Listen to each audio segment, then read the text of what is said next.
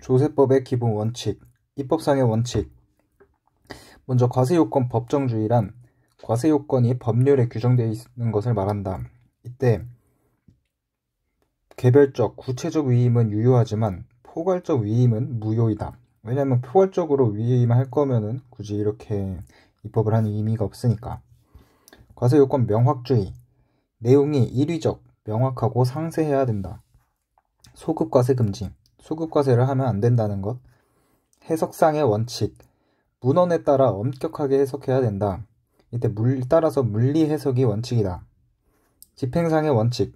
법률이 정한 대로 부과랑 징수를 한다. 조세평등주의. 실질주의를 실현하는 제도는 실질과세 원칙, 부계부, 누신세율, 인적공제, 위제배당, 증여위제, 최저한세, 종합과세 등 다양한 제도가 있는데 이때 조세평등주의를 위배하는 그런 제도들도 있는데 이게 간이과세 제도, 비과세, 감면제도 등이 있다. 세법과의 관계.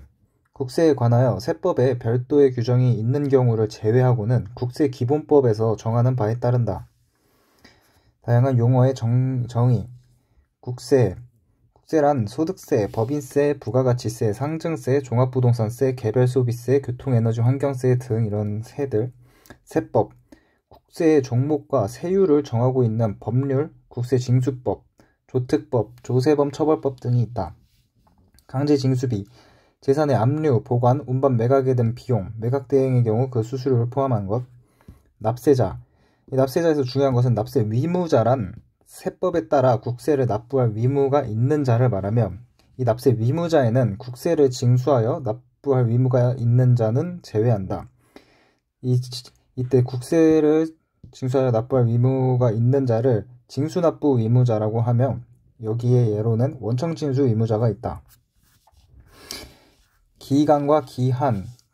이 기간의 기본 원칙은 초일 불산입의 원칙으로 2월 6일부터 12일이라고 하면은 2월 7일부터 6월 16일까지, 3월 31일부터 1월이라고 얘기를 한 경우 4월 1일부터 4월 말일까지, 2월 6일부터 2월이라고 얘기를 한 경우에는 2월 7일을 시작으로 2달 뒤인 4월 6일까지, 8월 30일부터 6월이라고 얘기를 한 경우 8월 31일부터 6개월 뒤인 2월 31일인데 이때 2월 31일이라는 기간에 해당하는 날에 전일이 없으므로 2월 말일이 마지막 날이 된다. 1월 1일부터 2월이라고 한 경우에는 1월 2일을 시작으로 3월 1일까지이지만 3월 1일이 3일절로 공휴일이기 때문에 기간의 말일이 공휴일이기 때문에 3월 2일이 마지막 날이 된다. 기간 연장의 특례. 신고 등의 기한이 공휴일인 경우는 다음 날을 기한으로, 국세정보통신망 가동이 정지된 경우 장애가 복구되어 신고 납부할 수 있게 된 날의 다음 날이 기한이다. 서류 제출 기한의 특례. 우편으로 서류를 제출한 경우 우편 날짜 도장이 찍힌 날, 즉 발신주의를 택하는 것이고, 불복 청구 기간 내 우편으로 제출한 서류가 불복 청구 기간을 지나서 도달한 경우 그 기간 만료일에 적법한 청구가 있었던 것으로 본다. 전자신고인 경우 국세청장에게 전송된 때가 서류 제출 기한이다.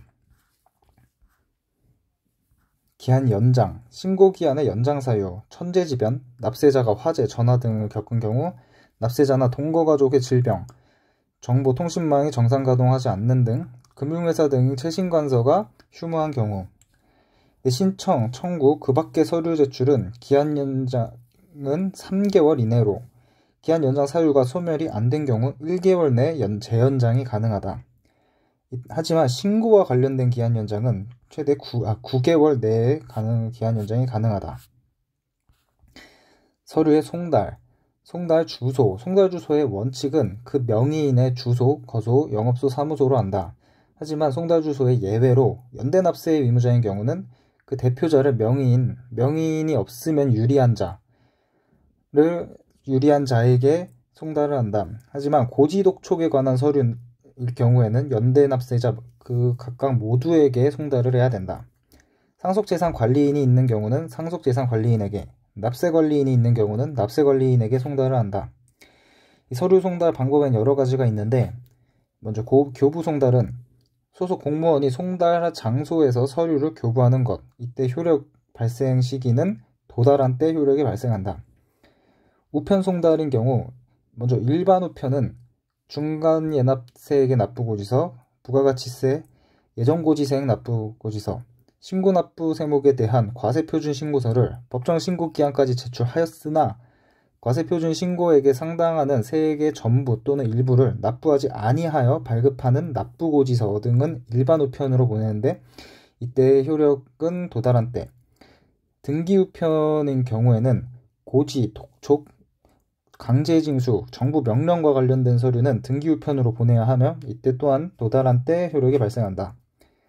전자송달인 경우에는 신청한 경우에만 적용을 하며 이때 효력을 발생하는 시기는 전자우편 주소에 입력된 때 효력이 발생한다.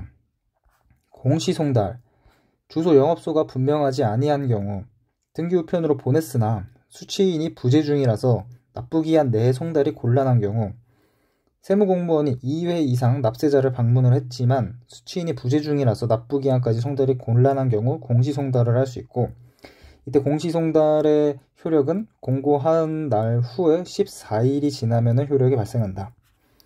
보충송달, 서류를 송달받아야 할 자를 만나지 못한 경우 사용인, 종업원, 동거인 등 사리분별할 수 있는 자에게 송달을 하는 것이다. 유치송달은 정당한 사유 없이 송달받을 자나 사용인, 종업원, 동거인 등 사리분별할 자가 정당한 사유 없이 서류 수령을 거부한 경우 송달 장소에 그냥 서류를 둘 수 있는 것이 유치송달이다. 이때 정당한 사유 없이 수령 거부했다고 공시송달을 할 수 있는 것은 아니다. 관련된 기출 문제로 서류의 송달을 받아야 할 자가 송달받기를 거부하지 아니한다면 송달을 받을 장소 이외의 다른 장소에서 서류를 교부하더라도 적법한 서류 송달에 해당한다. 송달받아야 할 사람이 교정시설 또는 국가경찰관서의 유치장에 체포, 구속 또는 유치된 사실이 확인된 경우에는 해당 교정시설의 장 또는 국가경찰관서의 장에게 송달한다. 법인 아닌 단체에 이때 당연위재법인이 있고 승인위재법인이 있다. 당연위재법인은 허가 또는 인가를 받아서 등록한 사단, 재단 등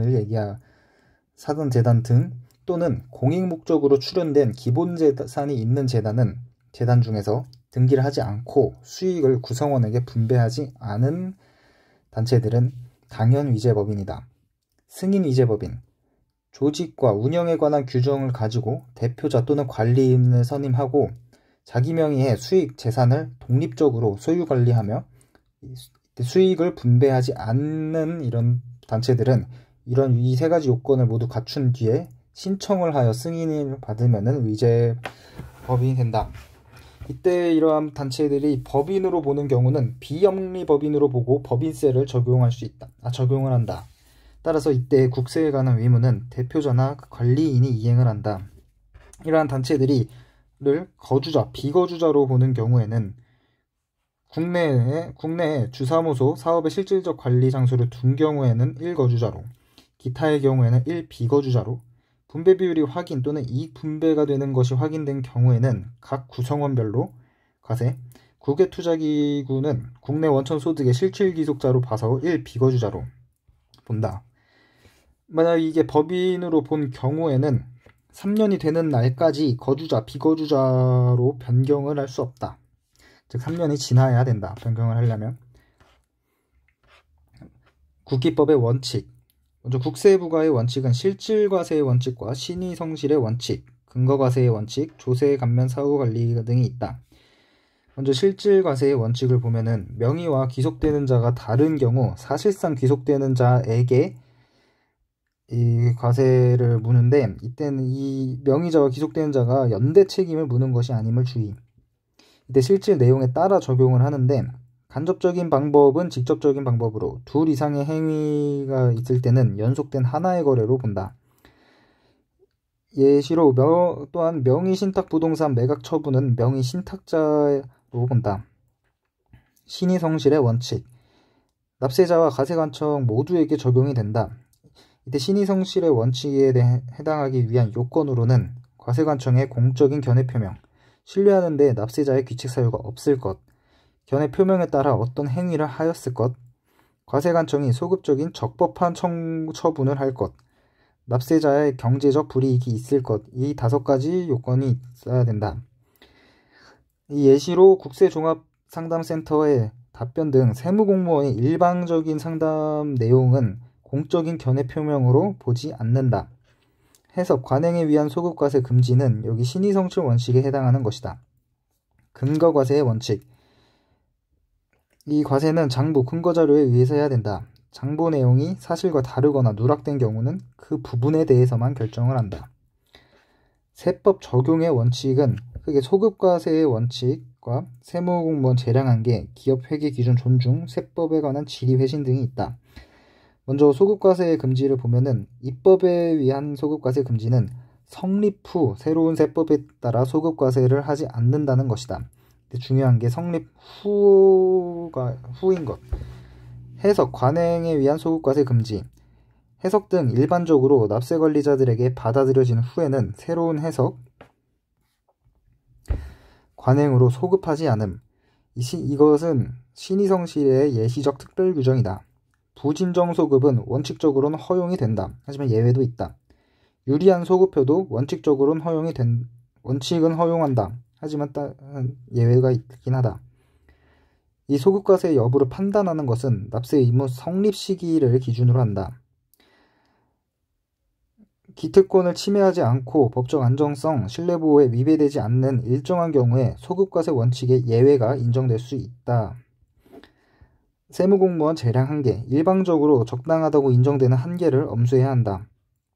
기업 회계 기준의 존중, 세법에 특별한 규정이 있는 것은 그러지 아니한다.